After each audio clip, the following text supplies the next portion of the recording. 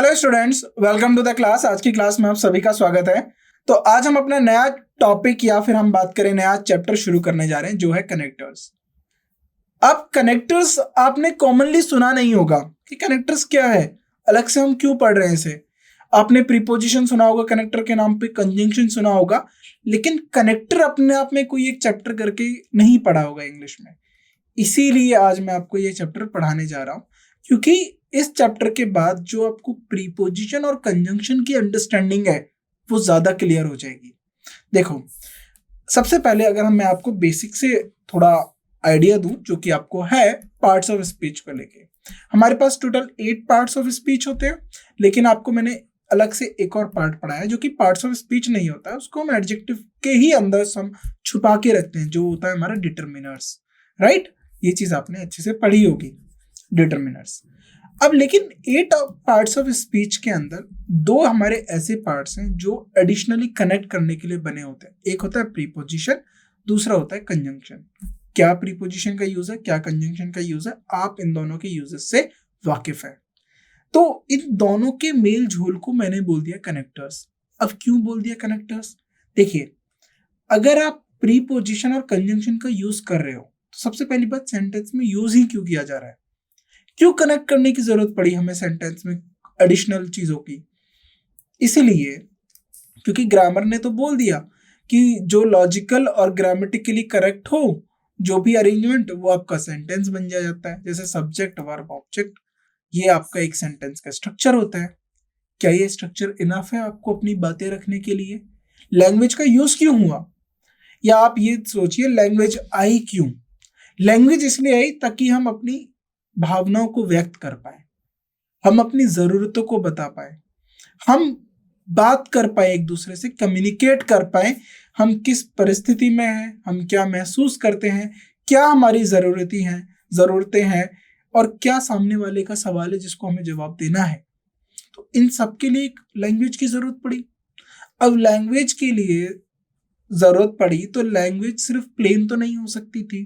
देखिए, आप घर में चीजें लाते हो तो घर को सुंदर बनाते हो। एक दीवार, 4 आपने दीवार बना दिया, एक गेट बना दिया और छत हो गया। घर तो ये भी है, बट क्या आप सिर्फ इतना ही करके रहते हो? आप उसमें पेंट कराते हो, आप उसमें फर्नीचर रखते हो, आप उसको और अच्छा डिजाइन कराते जाते हो। लैंग्वेज में भी यही है, लैंग्वेज को भी हम ब्यूटीफाई करते हैं, लैंग्वेज की भी हम सुंदरता बढ़ाते हैं। तो यहाँ पर कनेक्टर्स का मतलब क्या है? देखिए, क्या हुआ जब आपने एक सेंटेंस बोला, वह आ गया, कौन आ गया, क्यों आ गया, कहां से आ गया, कैसे आ गया, बहुत सारे सवाल आ गए एक के साथ। वह आ गया, उसके आपने बोला वह आ गया, कौन आ गया, क्यों आ गया, कहां से आ गया, किस लिए आ गया। तो अब एक आपने सब्जेक्ट, वर्ब, ऑब्जेक्ट के कॉम्बिनेशन को आपने एक सेंटेंस बना दिया। लेकिन क्या होता है कि जो मैसेज आप डिलीवर करना चाहते हो वो वेग हो जाता है। वेग मतलब अनक्लियर हो जाता है, स्पष्ट नहीं हो पाता। स्पष्टता लाने के लिए हमें कनेक्टर्स की जरूरत पड़ी कि हमने जो एडिशनली चीजें रखी उसमें, वो चीजें रखने और सेंटेंस के साथ जोड़ने के लिए हमें कनेक्टर्स की जरूरत पड़ी। इसीलिए हम कनेक्टर्स में प्रीपोजिशन, कंजंक्शंस यूज करते हैं। अब दोनों को साथ में क्यों यूज करते हैं? अलग अलग भी तो पढ़ सकते हैं। दोनों को इसलिए यूज करते हैं क्योंकि आपको आगे भी पता चलेगा, क्योंकि हमने एक कैटेगरी बनाई है इसमें कि कॉन्ट्राडिक्टरी कनेक्टर्स होते हैं, जो विरोधाभास की बात करते हैं, वो कंजंक्शंस भी होते हैं, वो प्रीपोजिशंस भी होते हैं। टाइम और कॉज को भी बताते हैं, कॉज एंड इफेक्ट कनेक्टर्स होते हैं, कारण बताने वाले, रीजन बताने वाले, वो प्रीपोजिशन भी मिलेंगे आपको, कंजंक्शंस भी मिलेंगे। तो हुआ ना अच्छी बात कि कहाँ आपको प्रीपोजिशन यूज करना है और कहाँ पर आपको कंजंक्शन यूज करना है, ये पता होना चाहिए। तो इसीलिए कनेक्टर्स का मतलब होता है, जब आप डीप लेवल ऑफ इंग्लिश को सीखना चाहते हो या अपनी डीप अंडरस्टैंडिंग देखना चाहते हो लैंग्वेज को लेकर, खासकर जो हम इंग्लिश को लेकर बात कर रहे हैं, हम कनेक्टर्स को सेपरेटली डील करते हैं, क्योंकि इसमें हम कैटेगराइज बना देंगे। हम कंजंक्शन और प्रीपोजिशन को एक साथ उठाएंगे और उनकी कैटेगरीज बना बना के उन्हें पढ़ेंगे।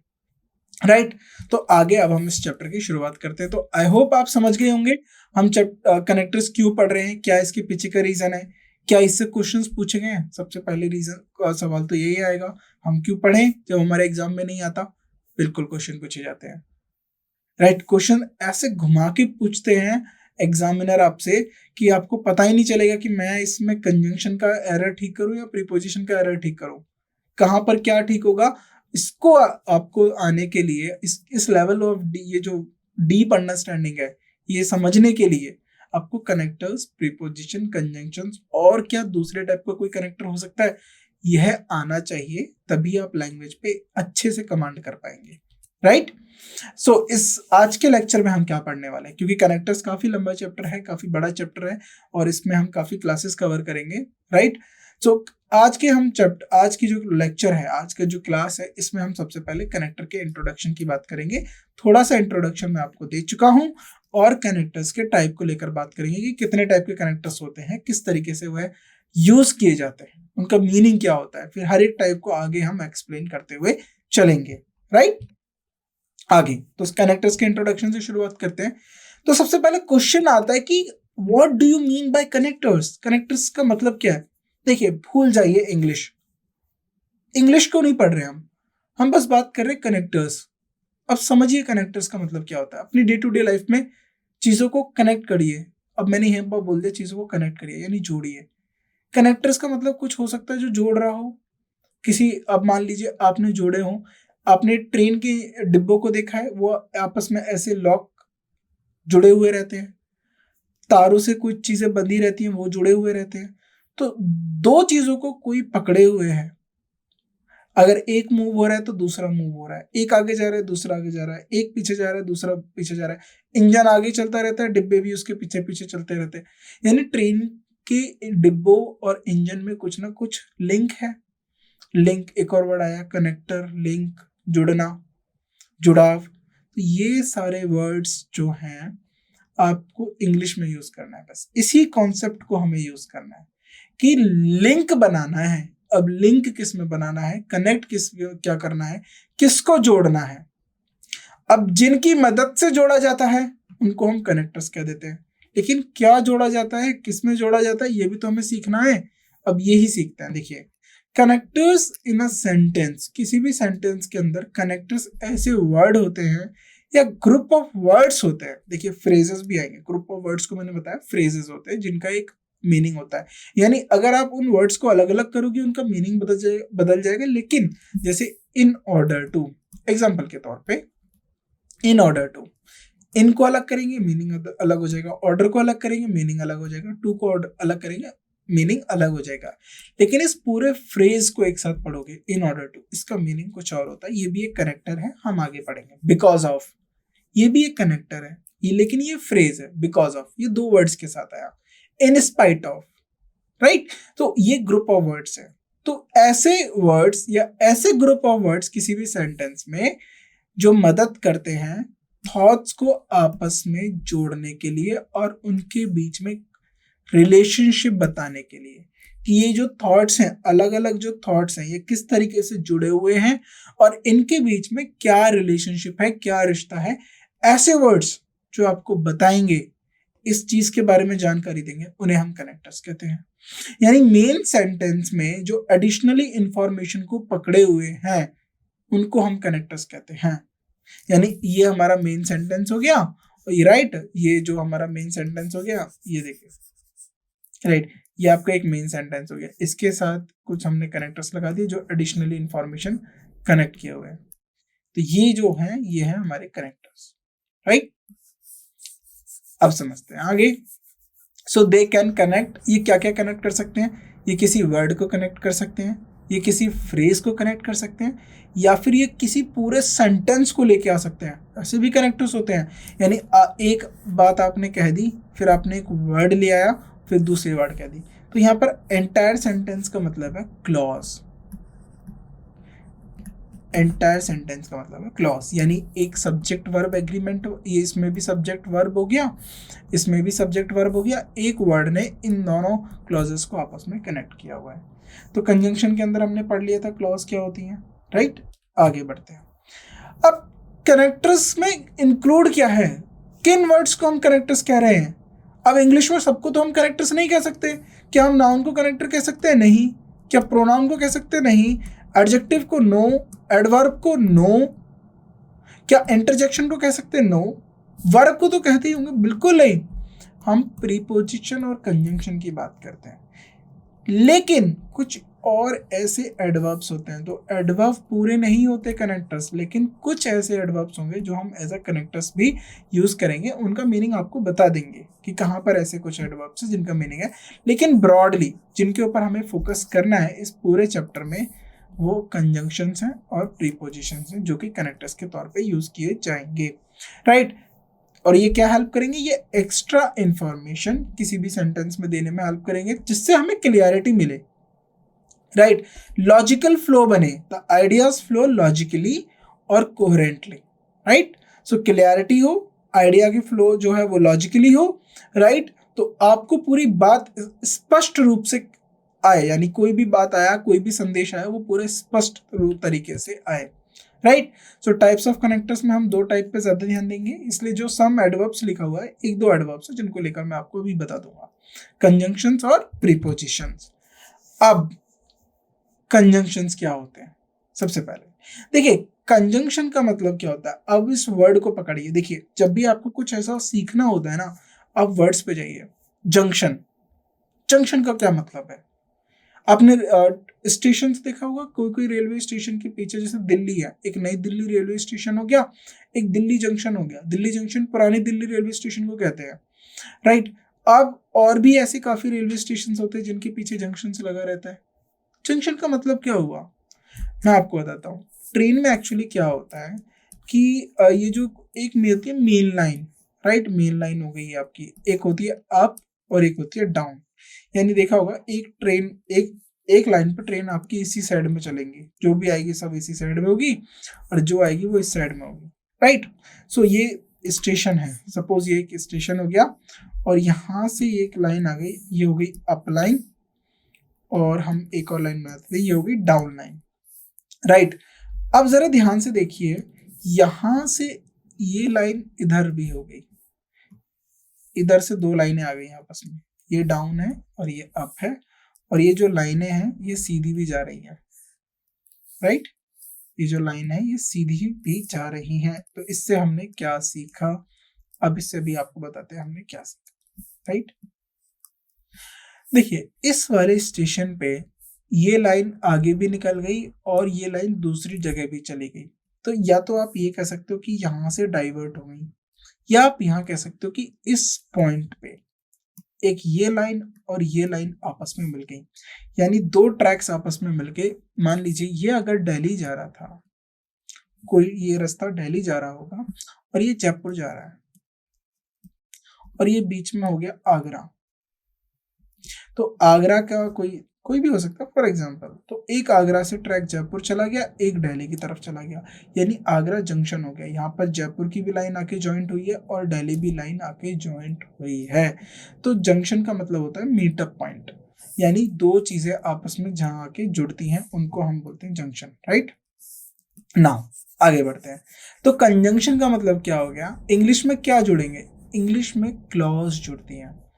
जब दो या दो से ज्यादा क्लॉजेस आपस में जोड़ी जाती हैं, उनके लिए हमें वर्ड्स चाहिए होते हैं, उन वर्ड्स को हम बोलते हैं कंजंक्शंस, राइट। अगर दो क्लॉजेस जुड़ी गई हैं, दो क्लॉजेस आपस में जोड़ी गई हैं, उनके लिए एक वर्ड चाहिए होगा। तीन जोड़ी गई हैं क्लॉजेस, तो उनके लिए दो कंजंक्शंस चाहिए होंगे। तो अगर हमारा क्लॉजेस n है, तो कंजंक्शन कितने होंगे, कंजंक्शन हमारे n-1 होंगे, एक का। दो क्लॉजेस के लिए एक कंजंक्शन, तीन क्लॉजेस के लिए दो कंजंक्शन।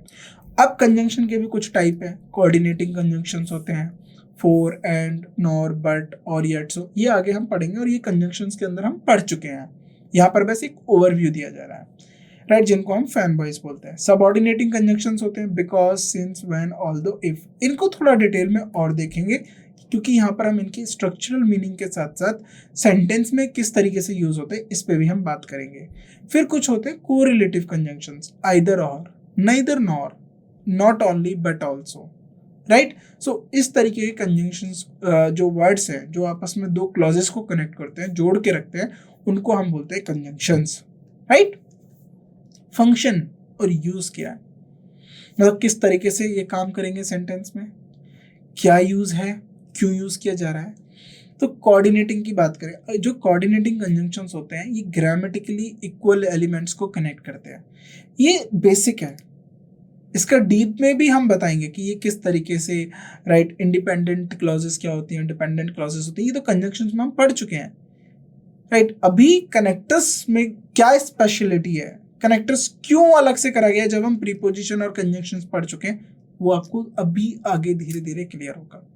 जैसे I wanted to go for a walk, मैं एक वॉक के लिए जाना चाहता था, राइट, जाना चाहता था, ये वॉन्टेड, बट गया नहीं, बट इट वॉज रेनिंग, क्योंकि बारिश हो रही थी इसलिए वो गया नहीं। वो जाना चाहता था, वो क्यों नहीं गया, क्योंकि बारिश हो रही थी, but it was raining, right. So ये आपस में दोनों को कनेक्ट कर रहे हैं। सबऑर्डिनेटिंग कंजंक्शन जो होते हैं वो डिपेंडेंट क्लॉजेस को जोड़ते हैं, और जो कोऑर्डिनेटिंग कंजंक्शंस होते हैं वो इंडिपेंडेंट क्लॉजेस को जोड़ते हैं।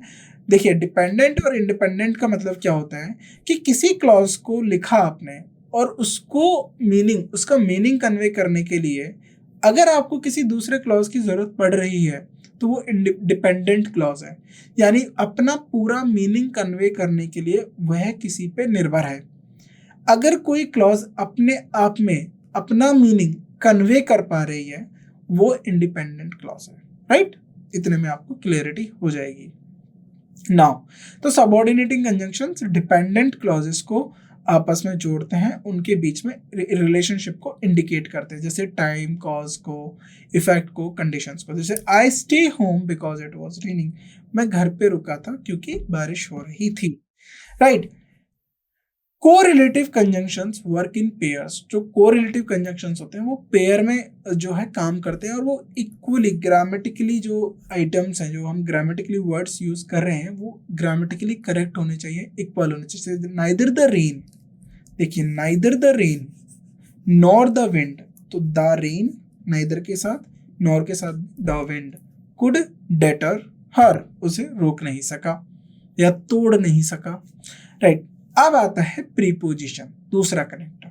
प्रीपोजिशन क्या है, कंजंक्शंस ने तो क्लॉजेस को कनेक्ट कर दिया, प्रीपोजिशंस किसको कनेक्ट कर रहे हैं, देखिए, प्रीपोजिशंस रिलेशनशिप को शो करेगा, याद रखना, प्रीपोजिशन शो रिलेशनशिप किसके बीच में, नाउन नहीं है तो pronoun and other elements in a sentence, यानी किसी एक वर्ड के साथ अगर प्रीपोजिशन लगा है, या मैं बात करूं प्लस प्रीपोजिशन का अपना एक ऑब्जेक्ट होता है, ये आपको प्रीपोजिशन में मैंने पढ़ाया है। अगर प्रीपोजिशन अपने ऑब्जेक्ट के साथ आ रहा है तो अपना ऑब्जेक्ट और जिस वर्ड के साथ प्रीपोजिशन लगा है उन दोनों के बीच में एक रिलेशनशिप को बताएगा। वह रिलेशनशिप किसी लोकेशन को लेकर हो सकता है, डायरेक्शन को लेकर हो सकता है, टाइम को लेकर हो सकता है, या फिर किसी एक ऑब्जेक्ट को इंट्रोड्यूस कराने के लिए। So they are always a part of prepositional phrase that includes prepositional object. तो प्रीपोजिशन अपने ऑब्जेक्ट के साथ आता है जिसको हम बोलते हैं प्रीपोजिशनल फ्रेज। यहाँ पर हम ऑन, इन सब की बात नहीं करेंगे, यहाँ पर हम कुछ अच्छे प्रीपोजिशंस की बात करेंगे, जैसे because of, despite, right, in spite of, ये कुछ अच्छे प्रीपोजिशंस है। इनका ही तो मेरे को आपको यूजेस सिखाना है कनेक्टर्स में, इनका आपको स्ट्रक्चर बताना है किस तरीके से ये यूज करेंगे, right. The book is on the table, अब यहाँ पर ऑन किस लिए हो रहा है कि लोकेशन बताने के लिए कि बुक कहाँ पर है, टेबल के ऊपर रखी है, यह चीज बताने के लिए कि बुक टेबल के ऊपर रखी है, हमने किसकी हेल्प ली, हमने ऑन प्रीपोजिशन की मदद ली, राइट। अब प्रीपोजिशन का फंक्शन क्या हुआ, वह लोकेशन बताएंगे, इंडिकेटिंग लोकेशंस, वह टाइम बताएंगे, टेम्पोरल रिलेशंस बताएंगे, जो टाइम के साथ रिलेशंस है उनके बारे में बात करेंगे, डायरेक्शन और मूवमेंट के बारे में बात करेंगे, रिलेशनशिप बिटवीन टू एंटिटीज, दो एंटिटीज के बीच में रिलेशनशिप बताएंगे, मैनर, मीन्स, कॉज को बताएंगे, राइट। अब कोई प्रीपोजिशन ना, प्रीपोजिशनल फ्रेज वो पूरा एडवर्ब की तरह काम करता है, वह प्रीपोजिशन एक मैनर को बता रहा होगा, रीजन को बता रहा होगा, कॉज को बता रहा होगा, तो हम प्रीपोजिशनल फ्रेज भी बात करें। ये हमने जो है प्रीपोजिशन में बात करा है। अब देखिए, यही थोड़ा इसमें मैंने डिफरेंशिएट करा है, प्रीपोजिशन में डीप में जाके प्रीपोजिशन के बारे में अलग से चैप्टर में पढ़ा है, लेकिन यहाँ पर हमने उनके यूजेस को लेकर ज्यादा डिस्कस किया है किस तरीके से वो सेंटेंस में यूज किए जाते हैं और उनका मीनिंग क्या होता है। कॉन्टेक्स्ट में कोई बदलाव तो नहीं आ रहा है, कॉन्टेक्स्ट किस तरीके से उस वर्ड के आ जाने से यूज हो रहा है, जो वर्ड आप वहां पर यूज कर रहे हो, इसको लेकर हमने कनेक्टर्स में काफी ज्यादा डेप्थ में जाएंगे, राइट। शोइंग पॉजेशन, अधिकरण या अधिकार की बात करता है। Creating phrasal verbs, phrasal verbs में भी क्रिएट करता है। यूजेस ऑफ प्रीपोजिशन, देखिए फंक्शन और यूजेस इनके काफी सिमिलर होते हैं, क्योंकि यूजेस में भी जो प्रीपोजिशंस होते हैं वो हमें एडिशनल इंफॉर्मेशन प्रोवाइड करते हैं रिलेशनशिप को लेकर, राइट। किसी भी वर्ड्स के बीच में रिलेशनशिप बताएंगे, लोकेशन, टाइम, डायरेक्शन, मैनर को लेकर, जैसे for example the book is on the table. Now अब मैं कुछ एडवर्ब्स को लेकर भी बात कर रहा था कि कुछ एडवर्ब्स जो होते हैं वो भी कनेक्टर्स की तरह काम करते हैं, लेकिन हम यहाँ पर प्रीपोजिशन और कंजंक्शंस को लेकर ज्यादा डील करेंगे, राइट। अब ये जो एडवर्ब्स हैं जो कनेक्टर्स की तरह काम कर रहे हैं, ये किस बारे में जानकारी देंगे? ये रिलेशनशिप बताते हैं सेंटेंस और पार्ट्स ऑफ अ सेंटेंस के, यानी सेंटेंस या सेंटेंस के किसी हिस्से का आपस में रिलेशनशिप या उसे जोड़ने की जानकारी देते हैं। ये इंडिकेट करेंगे टाइम को, प्लेस को, कंडीशन को, कॉन्ट्रास्ट को, right. They are flexible in terms of their position in the sentence. यह प्रीपोजिशंस में नहीं होता इतना। एडवर्ब थोड़े फ्लेक्सिबल हो जाते हैं जब हम एज ए कनेक्टर लेकर बात करते हैं, राइट। अब एग्जांपल देख लेते हैं सबको लेकर, कंजंक्शंस को लेकर, प्रीपोजिशंस को लेकर, एडवर्ब को लेकर, किस तरीके से हम इनके एग्जांपल्स को डील करेंगे, क्या मीनिंग निकल के आता है, राइट। अब देखिए conjunction, she was tired so she went to bed early. अब यहाँ पर जो सो है ना, ये रीजन बता रहा है।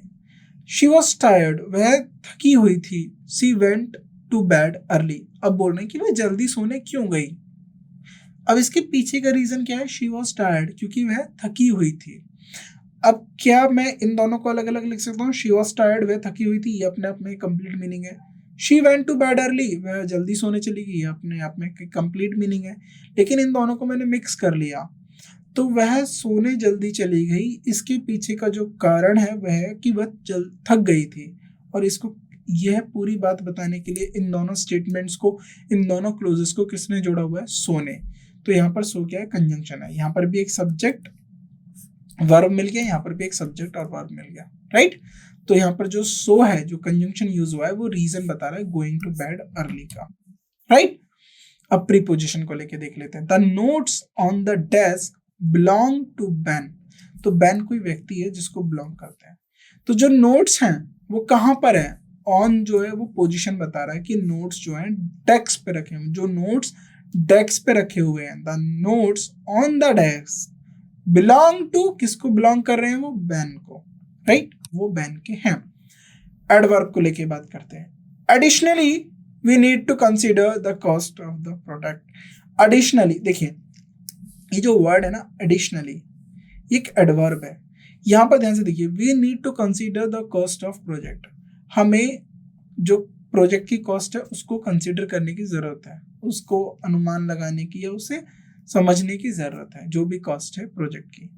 ये एडिशनली वर्ड यहाँ पर क्या काम कर रहा है? देखिए जरा, ये जो एडिशनली वर्ड जो हमने यूज करा है ना, ये कनेक्ट कर रहा है this idea to a previous point indicating further consideration is needed. यानी यह इस बात को रख रहा है कि additionally we need to consider the cost of the project. हमें इसकी कॉस्ट ऑफ प्रोजेक्ट को, देखिए we need to consider the cost of project का मतलब हो गया, अब ये क्या हो गया कि हमें जरूरत है कॉस्ट ऑफ प्रोजेक्ट को कंसीडर करने की। लेकिन आप किसी प्लान को लेकर बात करो और आपने बोल दिया कि हमें ना ये जो कॉस्ट ऑफ प्रोजेक्ट, जो जितना भी इसका कॉस्ट आ रहा है, इसकी भी जानकारी रखनी चाहिए क्योंकि आगे काम आ सकती है। तो वो एडिशनली वही कर रहा है कि कोई चीज आगे काम आ सकती है, आपने उसको पहले से ही तैयार कर लिया, एडिशनली ही उसको तैयार करके रख लिया। तो ये जो वर्ड है ना एडिशनली, यहाँ पर ये इसके फ्यूचर को लेके बात कर रहा है, यानी इसके फर्दर कंसिडरेशन को बात कर रहा है कि कभी आगे कॉस्ट ऑफ प्रोजेक्ट की जरूरत पड़ी तो हमने पहले से जो अनुमान लगाया हुआ था, जो कंसिडर करके रखा था, वो प्रेजेंट कर देंगे, राइट। तो ये इस तरीके से कनेक्ट कर रहा है। तो ये आपको पता चल गया होगा कि अगर मैं बात करूं we need to consider the cost of project, ये एक अलग मीनिंग देगा। Additionally we need to consider the cost of project, हमें साथ में जो कॉस्ट ऑफ प्रोजेक्ट है उसको भी कंसिडर करके रखना चाहिए या रख लेना चाहिए, राइट, जिससे आगे कभी जरूरत हो तो हम वो चीज या वो कॉस्ट बता सके किसी भी मैनेजमेंट को। तो दोनों में अलग है, एडिशनली लगने के बाद मीनिंग अलग हो जाता है, तो एक वर्ड से ही मीनिंग चेंज हो जाता है। तो यहाँ पर एडिशनली लगने से क्या हो गया, ये पूरा का पूरा जो ये सेंटेंस है ना, ये एक किसी मेन वर्ड के साथ अटैच हो गया। यानी आप किसी प्रोजेक्ट का रिप्रेजेंटेशन कर रहे होंगे, प्रेजेंटेशन दे रहे होंगे, तो वहां पर ये जो कंसिडर है, जो कॉस्ट है, ये जो आपने बात करी, we need to consider the cost of the project, ये उसके साथ अटैच हो गया मेन प्रेजेंटेशन के साथ। क्या पता किसी ने मीटिंग में आपसे पूछ लिया कि कॉस्ट क्या है, तो आपने जो पहले से प्लान करके रखा था वो आप यहाँ पर बता दोगे। तो कुछ इस तरीके से कनेक्टर्स का काम किया जाता है। अब यहाँ के बाद जो है कनेक्टर्स को हम काफी डीप में पढ़ेंगे। ये एक बेसिक इंट्रोडक्शन था। कनेक्टर्स क्या होते हैं, प्रीपोजिशन, कंजंक्शंस होते हैं, कुछ अगर एडिशनली एडवर्ब्स होते हैं तो उनको लेकर भी हम बात कर लेंगे। फिर प्रीपोजिशन का थोड़ा सा हमने क्वालिफिकेशन करा, लेकिन जो हम कैटेगराइज करेंगे आगे, जो हम कैटेगरी पढ़ेंगे आगे कनेक्टर्स को लेके, वो हम उनके ग्रुप को हमने अलग करके पढ़ेंगे कि कॉज और इफेक्ट को कौन बताएंगे, रीजन को कौन से बताएंगे, कॉन्ट्राडिक्टरी स्टेटमेंट्स को कौन से कनेक्टर्स बताते हैं। तो यहाँ पर हम कंजंक्शन और प्रीपोजिशन के बेसिक रूल्स की बात नहीं करेंगे, यहाँ पर हम कॉन्टेक्स्ट की बात करेंगे कि अगर कोई बात आपस में विरोधाभास की है, यानी कोई दो बातें आपस में एक दूसरे को कॉन्ट्राडिक्ट कर रही हैं, अपोजिट बातें हैं, ऑर्थोडॉक्स हैं, sorry it's not Orthodox, paradox है। पैराडॉक्स का मतलब है एक दूसरे के विरोधाभास हैं, तो हम किन वर्ड्स का इस्तेमाल कर सकते हैं, हम कैसे कंजंक्शन को हटा के प्रीपोजिशन यूज कर सकते हैं और प्रीपोजिशन को हटा के कंजंक्शन यूज कर सकते हैं। तो कनेक्टर्स में हम ये चीज सीखेंगे। बेसिक कंजंक्शन क्या होता है, प्रीपोजिशन क्या होता है, ये ऑलरेडी हम कवर कर चुके हैं। तो कनेक्टर्स थोड़ा सा अपर लेवल की बात करेंगे, हम थोड़ा डीप अंडरस्टैंडिंग को लेकर बात करेंगे, इंग्लिश को लेकर। तो आज के लेक्चर में बस इतना ही। बाकी के जो हम आगे के जो कॉन्सेप्ट्स हैं, इंट्रोडक्शन हम हो चुका है हमारे कनेक्टर्स का, जो हमारे कॉन्सेप्ट है वो हम अपने आने वाले लेक्चर्स के अंदर कवर करेंगे, राइट। तो तब तक के लिए इसको पढ़िए और इसको अच्छे से समझिए। Thank you so much.